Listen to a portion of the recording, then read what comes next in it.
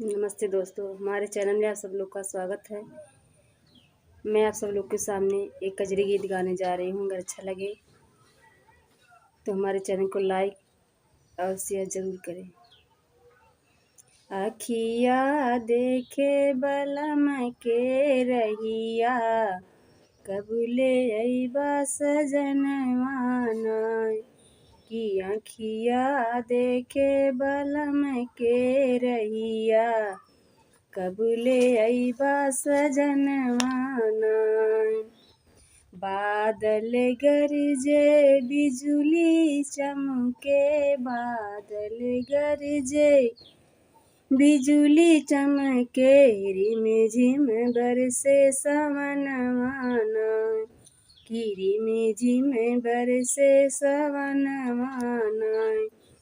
आखिया जो है बलम के रहिया, कबले अइबा सजनवाना कि आखिया जो है बलम के रहिया, कबले अइबा सजनवाना। जल्दी आजा बलम बेईमनऊ, बीतल जाला सवनवाना कि जल्दी आजा बलम बेईमनऊ, बीतल जाला सवनवाना।